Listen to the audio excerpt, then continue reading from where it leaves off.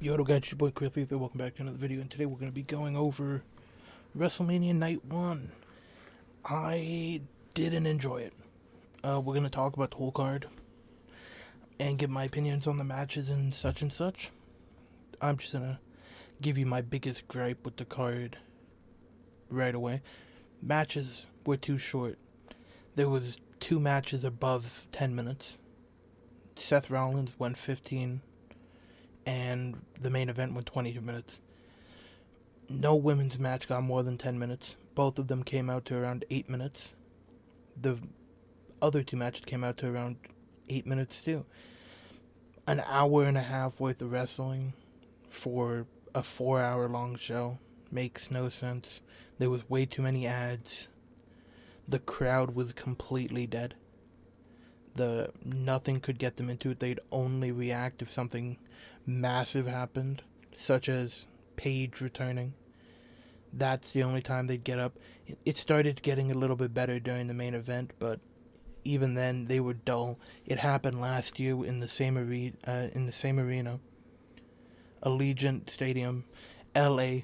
It's not a good wrestling town. People don't react. There's too many celebrities in the crowd. Not enough people that want to actually interact with the wrestling. They need to stop doing WrestleMania in LA.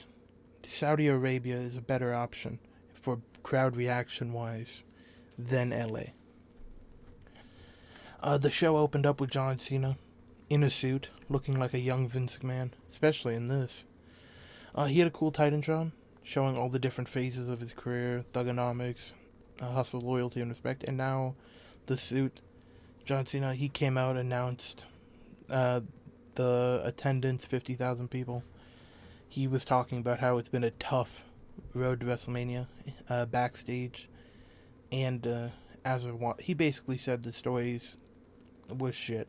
He said the build-up was terrible, and you can't argue with it. He does look like young Vince McMahon here. The first match of the night was the dedicated celebrity match, Speed, his debut. And I'm just gonna say, this match was terrible yet again. Again, I think it only had 7 minutes. Wildly undertimed. It should have gotten 15. Logan didn't get any offense. Jimmy was in the ring for about 30 seconds. There was too many superstars in this match that didn't get enough time because of the time constraints. I don't know what the problem with Triple H is, that he limits these wrestlers to 8 minutes. It's WrestleMania. It's not Monday Night Raw. Give every match 12 minutes at least. They couldn't get into the flow of the match. They couldn't build anything. It just didn't go well. The entrances were pretty cool. I really fucked with Speed's attire. I liked it. It reminded me of Chris Danger. They had this weird 9-camera entrance, but number 6 wasn't working. Speed is so perfect for a wrestler. It's just like Logan Paul. Speed definitely doesn't have the promo skill that Logan does, but in ring, you can see the athleticism of Speed. And the match went out without a hitch. Speed he took some spots. His selling was really good. He did a moonsault off the top rope. And then, after the match, obviously we know LA Knight, the ending of this match was terrible. He got rolled up, I think, or it was like a clothesline or something that ended this match. Terrible ending. Logan turned on Speed. And Speed did Logan Paul's frog splash onto him perfectly. It was a beautiful frog splash. He has no fear.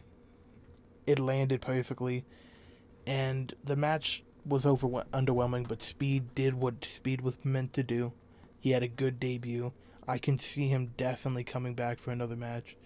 I think this match was building up to Logan Paul versus Speed, because obviously Logan Paul turned on Speed. So I think that's the match they're going to do in the future, and I'm excited to see what Speed does in the future. But this match was like a solid 2 out of 10, 1 out of 5 I'm going to go on the star rating. There was nothing to really dig your teeth into. Jacob Fatu versus Drew McIntyre. One of the most funky builds of the card. With the way they built this, you would have expected a brutal fashion, a brutal match. And you didn't get that. This match was the one match that needed blood. And they didn't deliver. No blood in this match really surprised me. This was the second longest match of the night. I think, this was a 12-minute long match. They didn't really do anything. There was a couple table spots. The ending was obviously a table spot. Not much happened. There was a bunch of toolbox spots, a couple belt spots. Nothing too crazy. Like the KO, Kevin Owens versus Sami Zayn match from Elimination Chamber was much more brutal. Mainly because they had more time to use weapons to build out a story. This match ended really quickly. Once they really started getting into the match ended. Both of them had really fun entrances. I don't know why Jacob Fatu came out in like a Call of Duty type outfit. He did look cool, but I was thinking he was like a sponsor. I find it cool that Jacob Fatu wrestles in a train. So far, I mean, Drew McIntyre was terribly used in this WrestleMania card. Jacob Fatu's 0-2 for good matches at WrestleMania. They tried their best to do what they could with the time they had, but I just really couldn't get into the match. This is the toolbox. Jacob Fatu went through a table, and the ending of the match was a prettiest moonsault, or best moonsault ever, into the table, and pinned him. It didn't feel satisfying. I don't think this really buried Drew McIntyre. I don't think it elevated Jacob Fatu. I don't know. I don't like the match. It's better than the LA Knight one. It's the third best match of the night, but that doesn't really say much.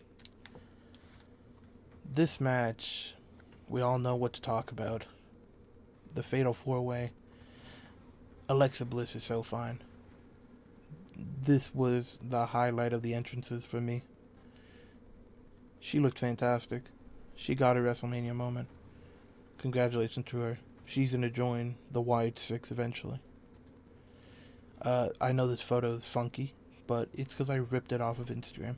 They are such a good unit together. Their representation, their delivery together is just phenomenal. And obviously, the elephant in the room, Paige, finally returned to WWE. Congratulations to her.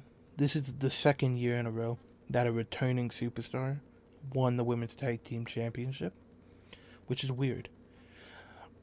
Nikki is obviously injured. I felt bad for Nikki the entire match. She had to watch. She got cucked by Paige. She won with her twin sister. And, they won the Tag Team Championship. The match, the crowd went crazy for Paige. Kudos to her. The crowd went crazy. The loudest pop of the night was definitely for Paige. There was a lot of fun moments in ring with Paige and fellow superstars. Nikki Bella apparently turned heel at the end of the match. She cheated when she pulled Charlotte out of the ring, hit her with the crutch, and then they managed to get the pinfall on Alexa Bliss to win. So I presume they're going to be heel, but Paige is definitely going to be a face. I don't know. WWE definitely didn't trust Paige in this match to have a long duration in ring, because she was held out of the ring for a good majority of this match. She got about 2 minutes in ring, but again, this match was sub 10 minutes. I think it was 9 minutes long. So not much meat on the bone, but they did well with what they had. Brie had her WrestleMania moment. One half of the most iconic tag team in the women's division finally got their title. And I'm curious to see how this goes when Nikki actually heals from her injury. But congratulations to Paige. I can see her being a mainstay. I can definitely see her and Rhea Ripley going at it eventually this year. On to AJ versus Becky. I have to talk about this. This dude was so clearly lip syncing Becky's entrance. Becky's music hit, and about half a second later, you see him go like, "Oh fuck," and then start singing. It fucked the entrance up terribly, and then on to the other entrance. People need to stop walking out with children. Every time they bring out children, they've lost. John Cena brought out the Make-A-Wish kids, lost. Bianca, which this is almost an identical entrance to the Bianca Belair last year or the year before. Almost identical. These kids don't know how to skip, by the way. Yeah, almost identical entrance. They've all lost. AJ Lee gave like an ominous interview backstage after this match. It sounded like a goodbye, because she was like, "Oh, I finally got my moment." I don't know. She definitely has underwhelmed in her return. She claims when she won the title to be a weekly, spot on the show, but she shows up once a month. I don't know. This match, though, again, didn't get time to cook. 8-minute long match. This one was a little bit better. They were going fast. There was a lot more chemistry in this match than the Elimination Chamber one. A few fun counters, especially the one that got into this position. AJ Lee did a manhandle slam that was more of a rock bottom because she couldn't really lift Becky. Becky kept taunting Jessica Carr. AJ did a couple Black Widow counters where she reversed a manhandle slam into a Black Widow, which was the predecessor to this photo. All around, a decent match. Becky cheated to win. Again, all of the matches besides the main event maybe felt incredibly undeserved, incredibly underwhelming. Becky just cheated. She used Jessica Carr as a distraction and then hit her with the manhandle slam. Congratulations to Becky, the first ever 3-time Intercontinental Championship winner. I didn't think she needed to win this. I thought it would have been better for her to go for a main title, but I guess they want to elevate this Intercontinental title even more. There's not much to say about this match. Could have been better. On to the match of the night. Seth Rollins and Gunther. It delivered. This dream match definitely delivered. In the 15 minutes they were given, this was one of the stiffest matches of the night. The stiffest match of the night. Seth Rollins showed zero signs of ring rust. He was taking a beating early on in the match from Gunther. Stiff match. Clothesline chops. Big boots to the fucking chin. Elbows to the head. Very, very punishing match.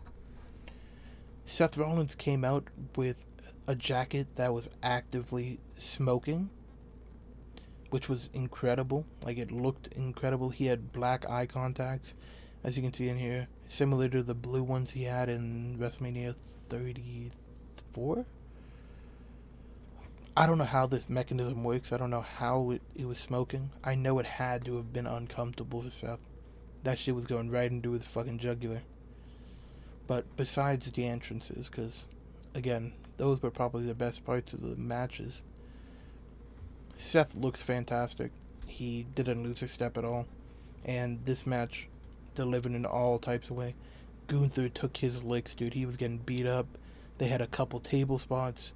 They had a really stiff power bomb on the table from on the apron, Seth got hit with. But there was also a buckle bomb, which is a very rare move that Seth Rollins pulls out now. Even though it's one of my favorite moves, he rarely uses it. But yeah, Gunther took a stiff ass buckle bomb in the corner. A lot of table spots. And then obviously the ending of the match. I'd give this was like a 4.5 out of 5, by the way. This match was really good. It was incredibly paced, a hard hitting match. Braun Breaker returned. It was the best ending you could give to protect both superstars. Braun Breaker's back. Obviously, we all knew Seth Rollins was going to be in that feud as soon as Braun Breaker returned.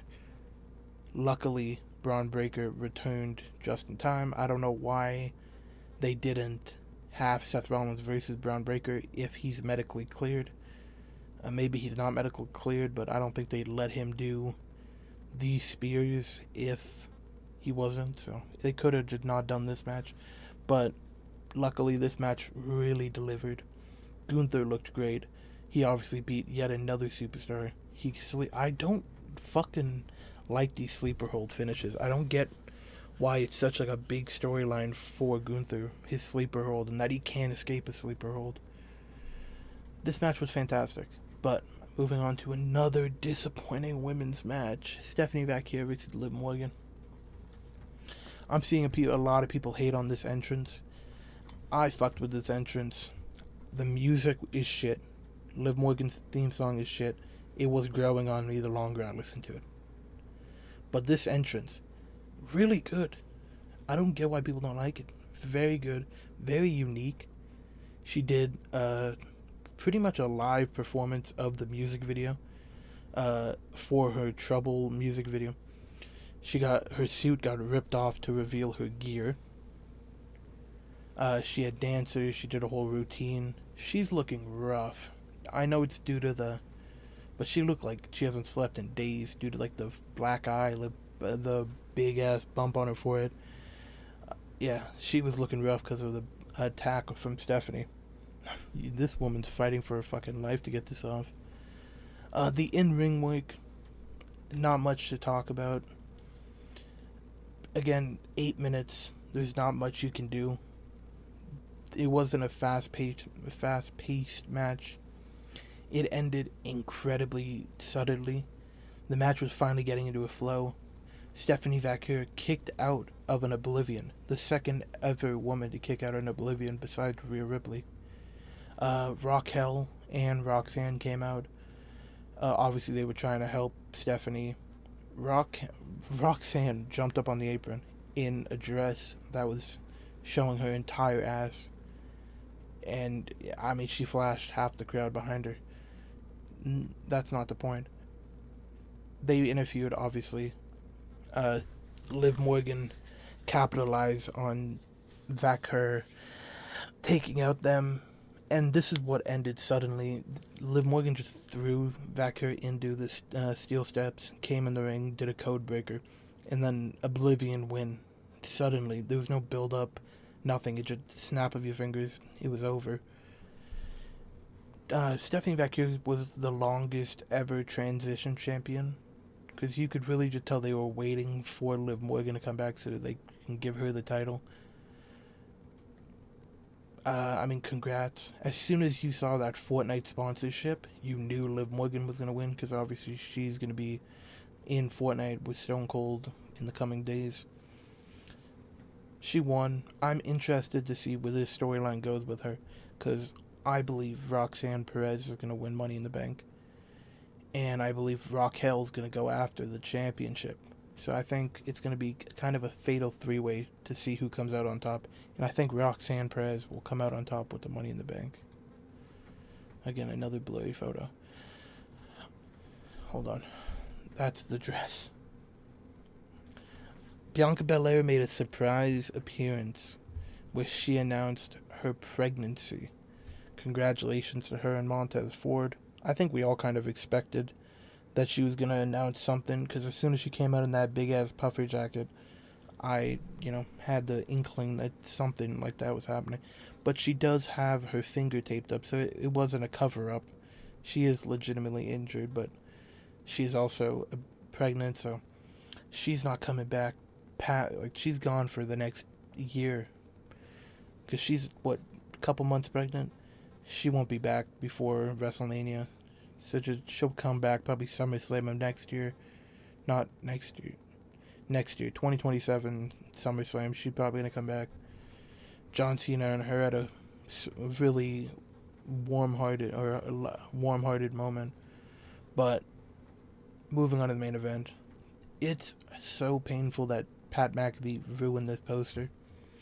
This was probably the second best match of the night. These guys went all out. I don't think this match needed blood. Cody Rhodes has a really cool entrance where he showed all the evolution of his characters. He went from Golden Boy Cody to Face Mask Cody to Stardust. I'm surprised he did a Stardust tribute, and there was a bunch of like little tribute videos for each attire, and then obviously you have uh, the American Nightmare, Cody Rhodes. This match started off really fast. Obviously, you had they immediately took Pat McAfee out of the match. You know that was the plan the whole time. Uh, Within the first minute, I mean, Pat McAfee started the match by attacking Cody Rhodes, or before the bell rung, he attacked Cody Rhodes with the mic. Jelly Roll came out and elbow dropped Pat McAfee through the table. It's incredibly shocking that this actually happened, but this was pretty much their involvement in the match. Jelly Roll's involvement. On to the actual match. These two had a really good match. They had good chemistry as always. They flowed well. The match was pretty hard hitting. Randy, I think, got busted open the hard way. I don't think he bladed. He was bleeding pretty badly, so Cody started bleeding pretty badly. The end of the match, dude, you could see Cody's eye was so swollen, like he couldn't even open his eye anymore. Cody won, which I'm incredibly surprised about. The commentators were really heavily putting over the fact that Randy Orton is working injured. So I think that's what they pivoted to. I think Randy was meant to win this match, but they pivoted and they made Cody win. They kind of did a double turn at the end, and then they just immediately reversed it. Cody Rhodes won this match by low blowing Randy Orton. He low blowed Randy. He capitalized on Randy turning face and attacking Pat McAfee. Pat McAfee came out as a referee, missed a pinfall on Cody, and then while they were standing up, Randy Orton just RKO'd Pat McAfee, got it out of there, and as soon as Randy Orton popped up, Cody Rhodes hit him with the crossroads and beat him. I didn't like the ending. I liked the match. They flowed very well. There was a beautiful Cody cutter into an RKO. Randy Orton attacked I thought it was a hit because Cody Rhodes cheated to win. I thought it was a double turn because Randy Orton had just turned face by attacking Pat McAfee. I thought it was a beautifully done double turn. But then as Cody Rhodes celebrating, Randy Orton just jumps out from behind him. Here, this photo, yeah. Jumps out literally from behind him, grabs the belt,